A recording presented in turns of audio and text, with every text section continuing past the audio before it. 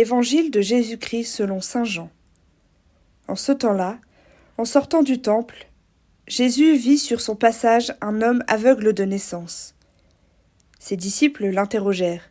« Rabbi, qui a péché, lui ou ses parents, pour qu'il soit né aveugle ?» Jésus répondit. « Ni lui, ni ses parents n'ont péché. Mais c'était pour que les œuvres de Dieu se manifestent en lui. Il nous faut travailler aux œuvres de celui qui m'a envoyé, tant qu'il fait jour. La nuit vient où personne ne pourra plus y travailler. Aussi longtemps que je suis dans le monde, je suis la lumière du monde. » Cela dit, il cracha à terre et, avec la salive, il fit de la boue. Puis il appliqua la boue sur les yeux de l'aveugle et lui dit « Va te laver à la piscine de Siloé », ce nom se traduit « envoyé ». L'aveugle y alla donc, et il se lava. Quand il revint, il voyait. Ses voisins et ceux qui l'avaient observé auparavant, car il était mendiant, dirent alors « N'est-ce pas celui qui se tenait là pour mendier ?» Les uns disaient « C'est lui ». Les autres disaient « Pas du tout, c'est quelqu'un qui lui ressemble ». Mais lui disait « C'est bien moi ». Et on lui demandait « Alors, comment tes yeux se sont-ils ouverts ?» Il répondit « L'homme qu'on appelle Jésus a fait de la boue, il me l'a appliqué sur les yeux et il m'a dit « Va à Siloé et lave-toi ». J'y suis donc allé et je me suis lavé. Alors j'ai vu. Ils lui dirent « Et lui, où est-il » Il répondit « Je ne sais pas ». On l'amène aux pharisiens, lui, l'ancien aveugle. Or, c'était un jour de sabbat que Jésus avait fait de la boue, et il lui avait ouvert les yeux. À leur tour, les pharisiens lui demandaient comment il pouvait voir. Il leur répondit « Il m'a mis de la boue sur les yeux, je me suis lavé, et je vois. » Parmi les pharisiens, certains disaient « Cet homme-là n'est pas de Dieu, puisqu'il n'observe pas le repos du sabbat. » D'autres disaient « Comment un homme pécheur peut-il accomplir des signes pareils ?» Ainsi, ils étaient divisés. Alors, il s'adresse de nouveau à l'aveugle. « Et toi, que dis-tu de lui, puisqu'il t'a ouvert les yeux ?» Il dit « C'est un prophète. » Or, les Juifs ne voulaient pas croire que cet homme avait été aveugle et que maintenant il pouvait voir. C'est pourquoi ils convoquèrent ses parents et leur demandèrent « Cet homme est bien votre fils, et vous dites qu'il est né aveugle ? Comment se fait-il qu'à présent il voit ?» Les parents répondirent « Nous savons bien que c'est notre fils et qu'il est né aveugle. Mais comment peut-il voir maintenant ? Nous ne le savons pas. Et qui lui a ouvert les yeux ? Nous ne le savons pas non plus.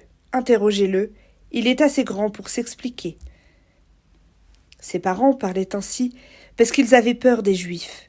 En effet, ceux-ci s'étaient déjà mis d'accord pour exclure de leurs assemblées tous ceux qui déclareraient publiquement que Jésus est le Christ. Voilà pourquoi les parents avaient dit « Il est assez grand, interrogez-le. » Pour la seconde fois, les pharisiens convoquèrent l'homme qui avait été aveugle, et ils lui dirent « Rends gloire à Dieu. Nous savons, nous, que cet homme est un pécheur. » Il répondit « Est-ce un pécheur ? Je n'en sais rien. Mais il y a une chose que je sais.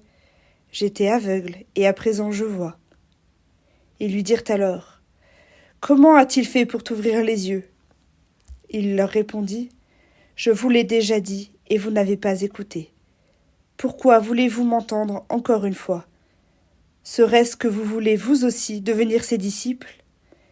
Ils se mirent à l'injurier. « C'est toi qui es son disciple. Nous, c'est de Moïse que nous sommes les disciples. Nous savons que Dieu a parlé à Moïse, mais celui-là, nous ne savons pas d'où il est. » L'homme leur répondit « Voilà qui est bien étonnant. Vous ne savez pas d'où il est, et pourtant il m'a ouvert les yeux.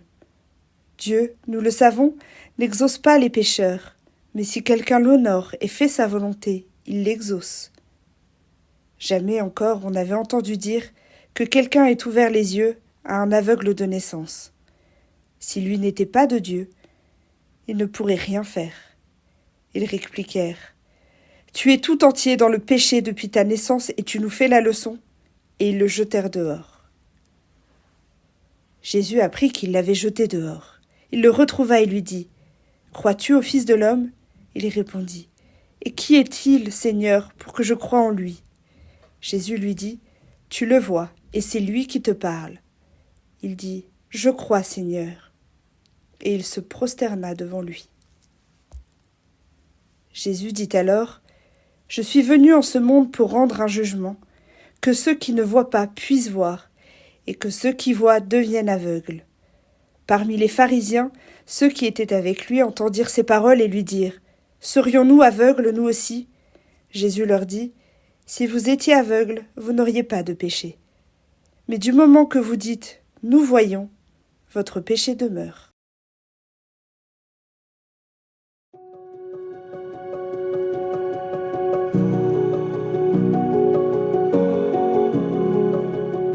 Nous entendons aujourd'hui le deuxième évangile des scrutins, ces dernières étapes des catéchumènes avant le baptême dans la nuit de Pâques.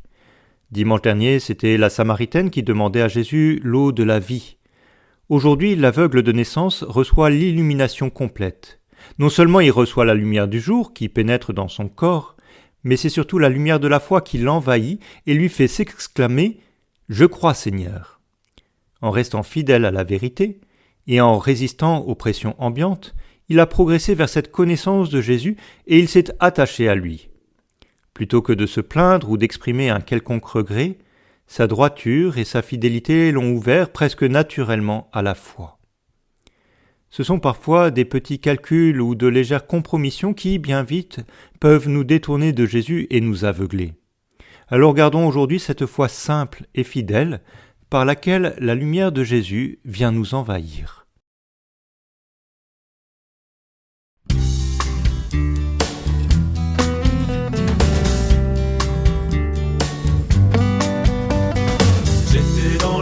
Dans la détresse et dans la mort, du fond de l'abîme, j'écris